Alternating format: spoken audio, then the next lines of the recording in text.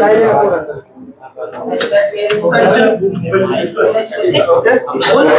है, बोलो आपण.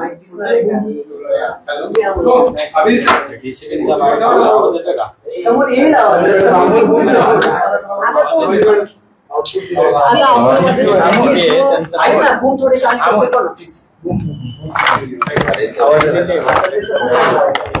हे झाले का?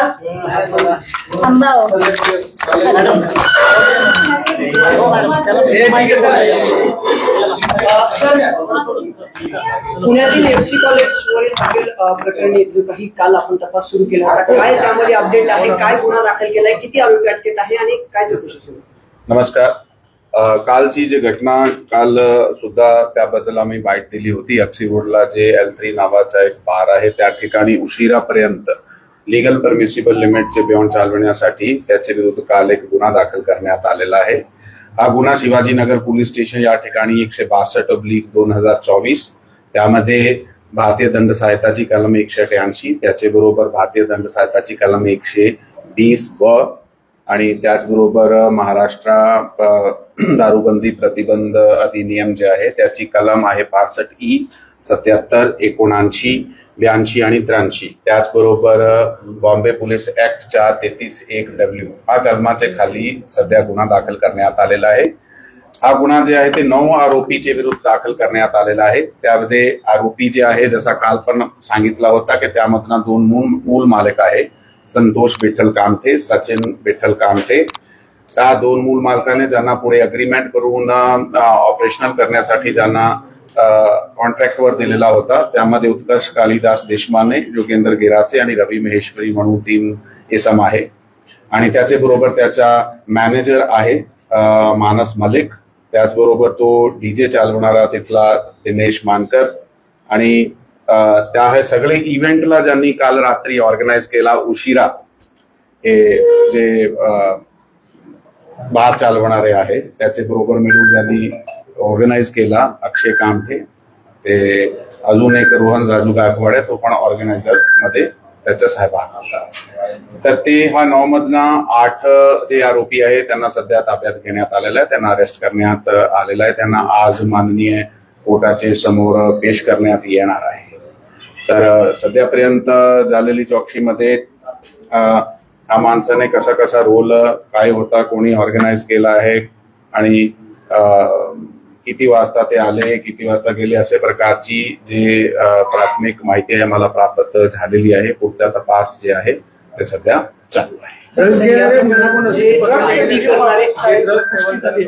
हो, जे व्हिडिओ आपल्याला त्यामध्ये दिसते, व्हिडिओचा पार्ट म्हणून दिसते, त्याबद्दल ते इन्व्हेस्टिगेशन सध्या चालू आहे. हे जे लोकांना आता अटक करण्यात आलेलं आहे त्या लोकांकडून तीच विचारपूस चालू आहे की नेमके ते व्हिडिओमध्ये दिसणारे माणूस कोण आहे. त्याचे आम्ही लीड मध्ये आहोत आणि जसाही तो आमच्या ताब्यात आले त्याच्याकडून अधिक विचारपूस करून असे प्रकारचे जे काही पुरावे आम्हाला त्या ठिकाणी मिळाले आहे, त्या ठिकाणी आम्ही पंचनामा केला होता, त्यांना पण सुद्धा आम्ही सील करून सीए तपासणीसाठी पाठविणार आहे.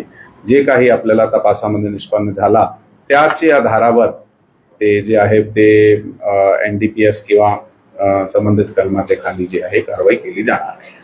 कनेक्शन समजते का, कुठून हे ड्रग्ज आलेले आहेत, कुणाकडून विकत घेतलेले आहेत, काय कनेक्शन समोर येते? सध्यापर्यंत ज्यापर्यंत हे जे माणसाचे जे व्हिडिओमध्ये मला दिसत आहे त्याला विचारपूस केल्यानंतर ही गोष्टी आपल्या समोर येईल. जे पार्टी करतात त्यांनी पेमेंट जे दिलेलं आहे ते पेमेंट किती होतं, कशा प्रकारे दिलेलं? हो, हे जे पेमेंट आहे ते 2 प्रकारचं झालेलं आहे. एंट्री फीस आणि त्यांनी जे आत खर्च केला आहे फूड्स अँड ड्रिंक्स वर खर्च केलेला आहे तसे प्रकारची वेगवेगळी अमाऊंट आहे. जसा आत आपण पाहिला ते काहीतरी 80-85 हजारचे आजूबाजूचा जे खर्च झालेला आहे, तसा ते बाहेर जे काहीतरी 500 रुपये किंवा असे प्रकारची फी त्यांनी एंट्री वेळी कलेक्ट केली आहे. ती इव्हेंट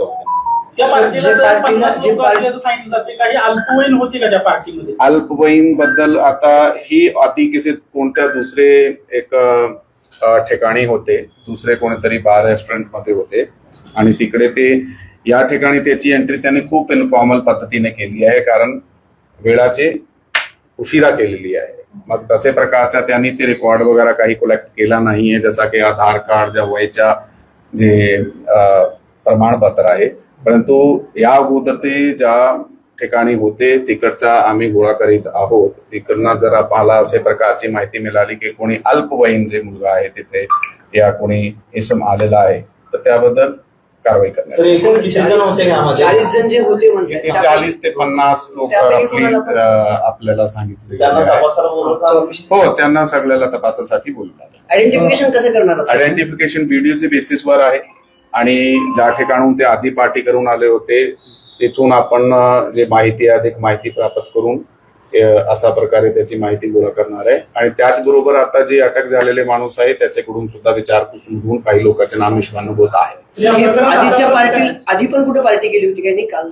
हो, हा अशा प्रकारची आता it is a matter of investigation. त्यामध्ये ते कुठून आले होते ते आता तपासाच्या मुद्द्यामध्ये निष्पन्न होत आहे. तसंही आमच्या काही पोलीस अधिकारी कर्मचाऱ्यांवर देखील कारवाई करण्यात आली. त्यांच्या कशामध्ये पाऊल उचलण्यात आलं? हे कसं आहे की वारंवार आमचे वरिष्ठ अधिकाऱ्याकडून आम्हाला आणि आमच्याकडून कनिष्ठ अधिकाऱ्याला वारंवार आणि अंमलदाराला सूचना देण्यात येते की एक जे लिगल परमिसिबल लिमिट आहे त्याच्या पलीकडे जाऊन कोणत्याही प्रकारची इस्टॅब्लिशमेंट चालू राहणार नाहीये.